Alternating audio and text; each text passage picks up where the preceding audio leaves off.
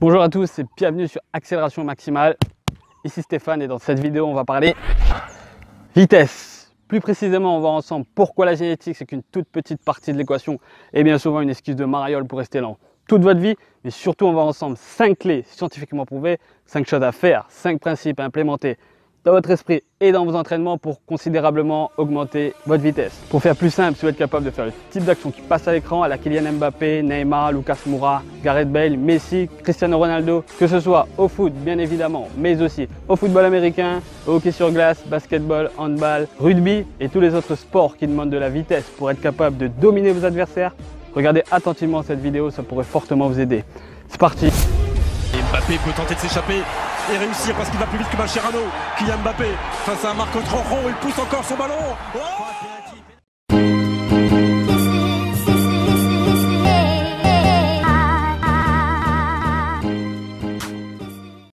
Avant de vous donner les 5 principes qui vous permettront d'augmenter considérablement votre vitesse, faisons un petit point rapide sur la génétique et voyons surtout pourquoi on s'en bat les couilles.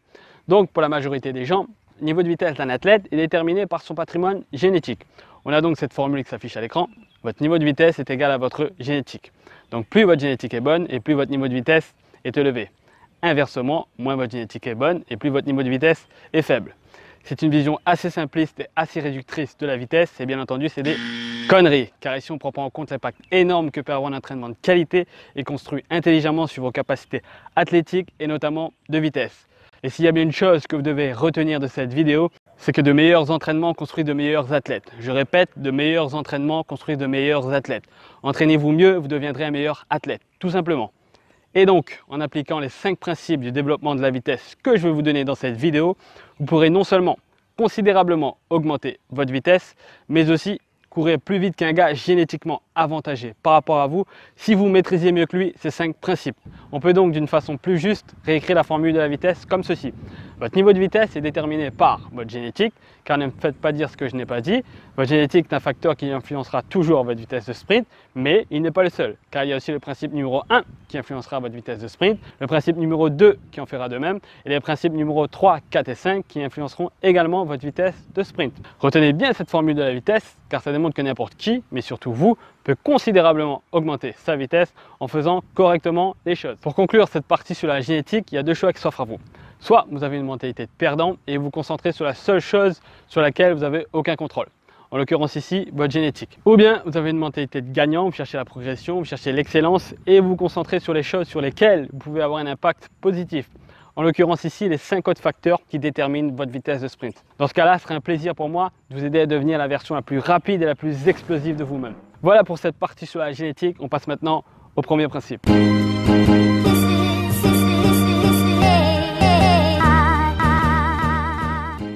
Le premier principe pour augmenter considérablement votre vitesse sera d'améliorer votre niveau de force maximal.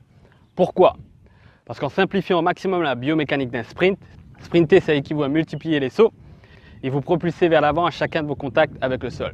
Plus précisément, comme vous pouvez le voir à l'écran, l'action de sprinter peut être décomposée en 2 phases bien distinctes. Vous avez une première phase de contact avec le sol, c'est-à-dire une phase où l'un de vos 2 pieds est en contact avec le sol, et vous avez une phase de suspension dans les airs, c'est-à-dire une phase de saut où aucun de vos 2 pieds impacte le sol. Et donc, plus vous serez capable de mettre de la force contre le sol, et plus vous serez capable de vous propulser loin. Plus vous serez capable de vous propulser loin, et plus vous serez capable de courir vite. C'est mathématique. Le meilleur exemple qui démontre ça, c'est Usain Bolt.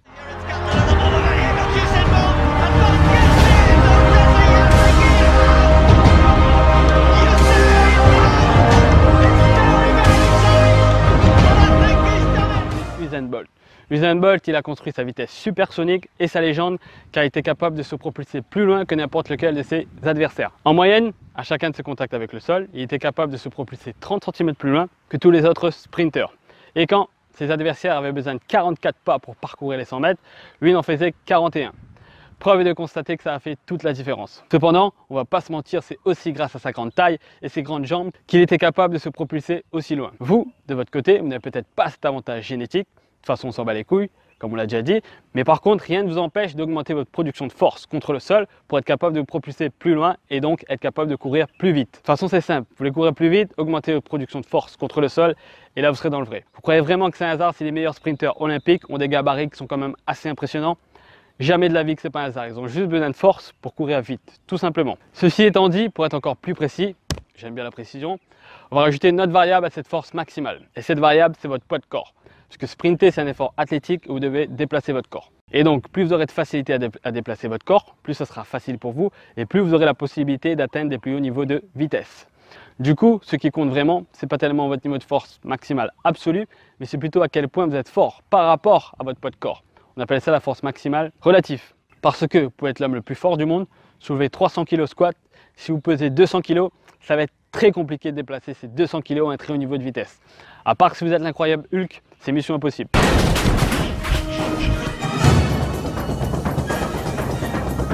Enfin, une dernière chose concernant l'importance de la force maximale sur votre capacité à courir vite, ne négligez pas votre niveau de force maximale au niveau des bras et ne négligez pas votre niveau de force maximale au niveau des muscles du tronc. Pourquoi?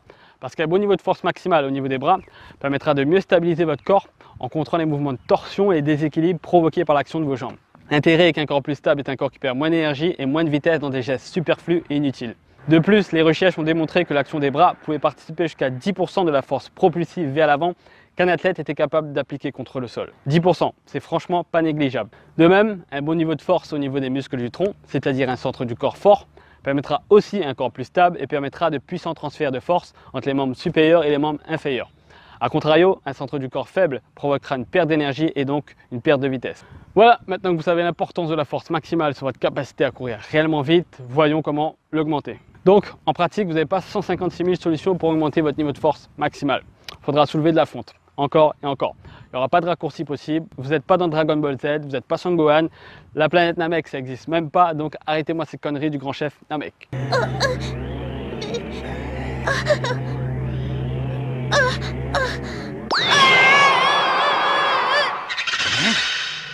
C'est gagné!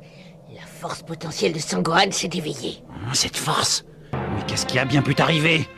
Comment ta force a-t-elle pu se développer aussi vite? Plus sérieusement, il faudra faire des exercices de musculation polyarticulaire, c'est-à-dire des exercices de musculation qui mobilisent plusieurs muscles à la fois. Vous avez notamment pour les membres inférieurs le squat et soulevé de terre, et pour les membres supérieurs, traction, pompe et développé couché. Le plus important sera d'utiliser des charges assez lourdes pour bien stimuler votre système nerveux et de prendre des temps de récupération assez longs pour bien récupérer entre les séries. Avec ça, bien évidemment, il faudra ajouter des exercices d'abdos et de gainage pour renforcer efficacement votre centre du corps. Voilà pour ce premier principe, on passe maintenant au deuxième.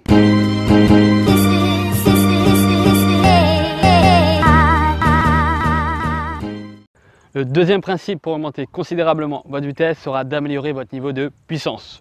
Pour ceux qui ne savent pas, par définition, la puissance c'est la force fois la vitesse. Autrement dit, c'est votre capacité à appliquer de la force dans un temps donné. Et donc, plus vous êtes puissant et plus vous êtes capable d'appliquer beaucoup de force dans un minimum de temps possible. Et ça, être capable d'appliquer beaucoup de force très rapidement, c'est de l'or en barre pour votre vitesse. Car à pleine vitesse, vous n'avez pas 100 000 ans pour produire de la force contre le sol. Vous avez approximativement entre 1 à 2 dixièmes de seconde. C'est très court. La problématique est que votre niveau de vitesse dépendra grandement de votre capacité à appliquer de la force durant ces 1 à 2 dixièmes de seconde. Du coup, votre objectif devrait être double. Développer suffisamment de force maximale pour les raisons qu'on a vues au principe numéro 1, mais aussi et peut-être surtout acquérir un grand niveau de puissance explosive pour être capable d'exprimer une grande partie de cette force maximale pendant les 1 à 2 dixièmes de seconde où vos pieds impactent le sol. Il faut littéralement que votre force maximale elle explose à chacun de vos contacts avec le sol. Et là, vous serez un monstre de vitesse. J'ai une phrase pour vous à retenir qui résume assez bien cette relation force-puissance sur vos capacités de vitesse. Écoutez ça. Ça ne sert à rien d'être fort si vous ne pouvez pas exprimer cette force. Et ce qui vous permet d'exprimer cette force lorsque vous sprintez, c'est votre puissance. Maintenant qu'on a vu le rôle central de la puissance sur votre capacité à courir réellement vite, voyons comment l'augmenter. Donc, en pratique, il y a plusieurs options qui s'offrent à vous pour augmenter votre puissance. Vous avez par exemple les exercices de musculation classiques, mais contrairement au développement de la force maximale, il faudra abaisser les charges et faire les mouvements avec une explosivité et une vitesse maximale. Les temps de repos resteront quant à eux assez conséquents pour bien récupérer entre les séries et pour permettre de garder une vitesse d'exécution la plus maximale possible, le plus longtemps possible. Avec ça, vous pouvez également faire des exercices d'haltérophilie qui sont par excellence d'excellents exercices de puissance. Attention toutefois, les mouvements d'haltérophilie sont réservés à des athlètes qui ont quand même une certaine expérience au niveau de la musculation.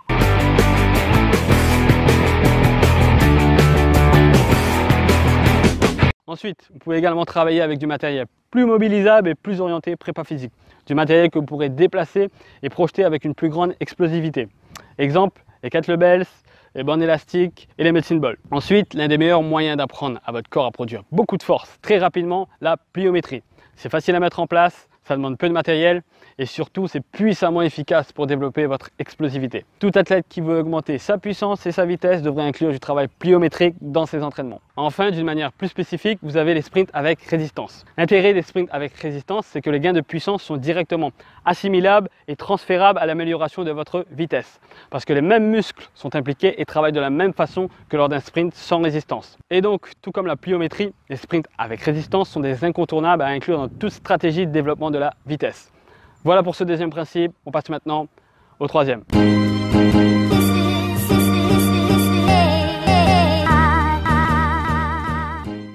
Le troisième principe pour augmenter considérablement votre vitesse sera d'améliorer votre mécanique de sprint. Votre mécanique de sprint ou technique de sprint, c'est la même chose, c'est simplement tous les gestes et tous les mouvements que vous faites lorsque vous sprintez à un très haut niveau de vitesse.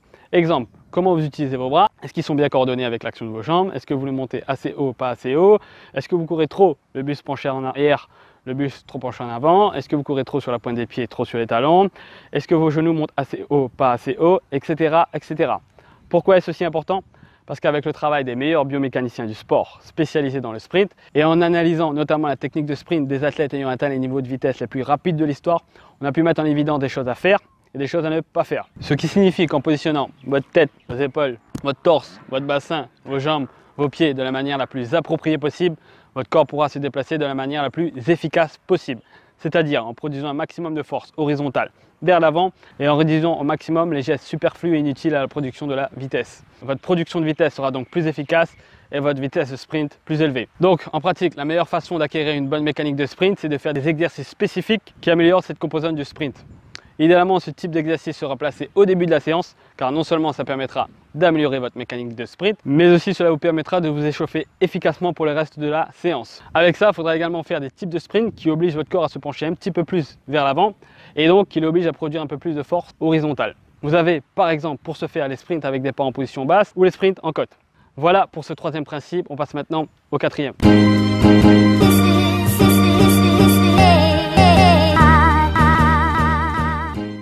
Le quatrième principe pour augmenter considérablement votre vitesse sera d'améliorer votre niveau de flexibilité. Par flexibilité, j'entends premièrement une bonne mobilité articulaire, c'est-à-dire une amplitude de mouvement assez conséquente. Et deuxièmement, j'entends un bon niveau de souplesse musculaire, c'est-à-dire un bon niveau d'étirement et de raccourcissement de vos muscles. Une bonne flexibilité a plusieurs avantages pour votre vitesse de sprint. Le premier avantage est que ça permet la diminution du risque de blessure, et notamment au niveau des ischio-jambiers. Parce que c'est bien de commencer un sprint, mais c'est encore mieux de finir ce sprint. Tout comme c'est bien de commencer un match en bonne santé, mais c'est encore mieux de finir ce même match en bonne santé. J'espère qu'on est au moins tous d'accord sur ce point-là. Sinon on est mal barré. Le deuxième avantage d'un bon niveau de flexibilité est que ça vous permet d'avoir une meilleure mécanique de sprint. Parce que si vous manquez de flexibilité articulaire et musculaire, vous aurez des mouvements forcés, voire des mouvements incomplets. Cela se répercutera automatiquement de façon négative sur votre mécanique de sprint. Le troisième avantage d'un bon niveau de flexibilité est que cela vous permet d'avoir une meilleure production de force et de puissance. Parce que si vous manquez de souplesse articulaire et musculaire, vous aurez en quelque sorte plus de résistance interne à effectuer certains mouvements. Il faudra donc forcer un peu plus et dépenser plus d'énergie pour réaliser ces mouvements-là. Le problème est que ce surplus d'énergie dépensé pour réaliser ces mouvements-là, c'est de l'énergie en moins utilisée pour votre production de force et de puissance, et donc de l'énergie en moins utilisée pour votre production de vitesse. Attention toutefois, l'inverse est aussi vrai.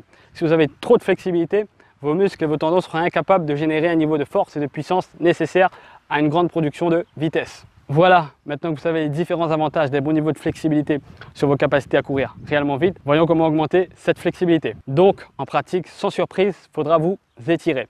Aussi bien des étirements statiques, c'est-à-dire des étirements où vous devez maintenir une position fixe pendant 15 à 30 secondes, que des étirements dynamiques. L'intérêt est que vos muscles sont étirés en conditions plus spécifiques d'action sportive et en plus cela permet de les échauffer efficacement. Et donc vous avez tout intérêt à placer les étirements dynamiques dans vos échauffements. En complément des étirements, on peut aussi effectuer des automassages avec balles de massage ou rouleau de massage. Cela permettra de réduire vos tensions musculaires et de relâcher efficacement vos fascias. Vous gagnerez donc en souplesse et en amplitude de mouvement. Voilà pour ce quatrième principe, on passe maintenant au cinquième.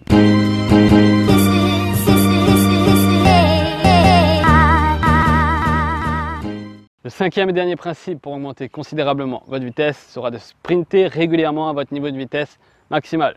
En prépa physique et dans d'autres domaines, on appelle ça le principe de spécificité. Ce principe nous dit que plus vous faites régulièrement quelque chose, et plus vous devenez spécifiquement bon à cette chose. Un très bon exemple pour illustrer ça, le shoot à 3 points au basketball. Les meilleurs shooters du monde ont passé des milliers d'heures à améliorer et perfectionner ce geste.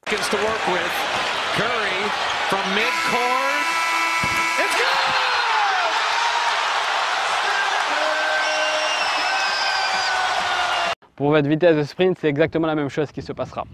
Plus vous sprinterez, et plus votre corps s'adaptera et se spécialisera à ce type d'effort. Votre recrutement de fibres rapides sera meilleur et votre coordination motrice sera améliorée.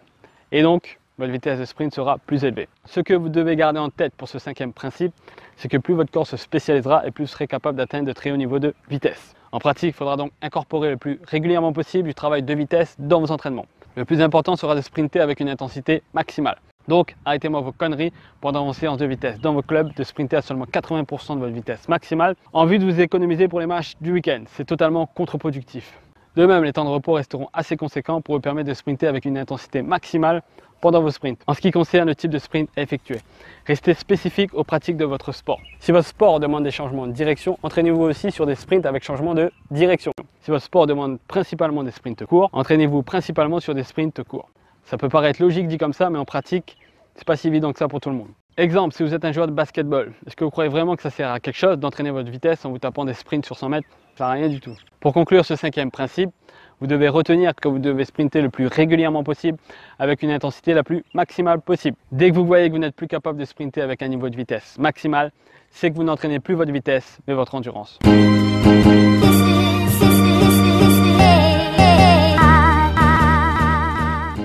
Voilà, vous avez à présent les 5 principes qui vous permettront d'augmenter considérablement votre vitesse. Le deal est très simple, plus vous serez capable d'exceller sur ces 5 principes, plus vous serez capable d'être rapide.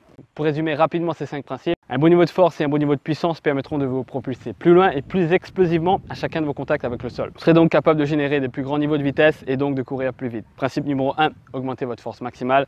Principe numéro 2, augmentez votre puissance. Une bonne mécanique de sprint et un bon niveau de flexibilité permettra d'orienter le maximum de vos productions de force et de puissance dans la direction où vous allez. De plus, cela permettra également de réduire au maximum les gestes superflus et inutiles à la production de votre vitesse. Résultat, votre production de vitesse sera plus efficace et votre vitesse de course plus élevée. Principe numéro 3, améliorez votre mécanique de sprint. Principe numéro 4, améliorer votre niveau de flexibilité. Enfin, en appliquant le principe de spécificité, votre corps se spécialisera et s'améliorera aux courses à haute vitesse. Vous serez donc capable d'atteindre des plus hauts niveaux de vitesse. Principe numéro 5, sprintez régulièrement votre niveau de vitesse maximal. Pour ceux qui veulent aller plus loin, vous pouvez télécharger dans la description mon guide Vélocité qui détaille une méthode d'entraînement validée par une étude scientifique et négligé par la plupart des athlètes. Vous aurez notamment dans ce guide un programme d'entraînement sur 8 semaines qui vous permettra d'augmenter jusqu'à 10% votre vitesse. Pour ceux qui pensent que 10% c'est peu, regardez bien la course qui va suivre et la différence qui s'est créée entre Usain Bolt, le premier de la course, et Darvis Patton, le gars qui finit dernier de la course. Away first time, good start from Bolt. Bolt leading a moment and going away. Gay trying to go with him and he's being dragged through to second place, but he's going to win it by 2 meters. 9 points.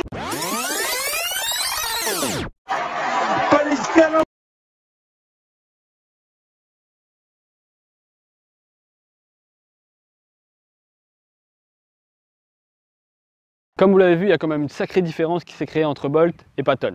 Et pourtant, Bolt a seulement été plus rapide de 7,93%. Ça peut paraître peu, mais au final, ça fait une sacrée différence. Voilà, on arrive à la fin de la vidéo. Si ça vous a apporté quelque chose, si vous avez aimé la vidéo, lâchez un petit pouce bleu et partagez la vidéo. Ça fera toujours plaisir, ça donnera de la force pour en faire d'autres. Dites-moi aussi dans les commentaires comment vous avez trouvé la vidéo. Et si vous avez la moindre question, la barre de commentaires, c'est aussi fait pour ça. C'était Stéphane d'Accélération Maximale. Entraînez-vous bien, portez-vous bien et on se revoit bientôt.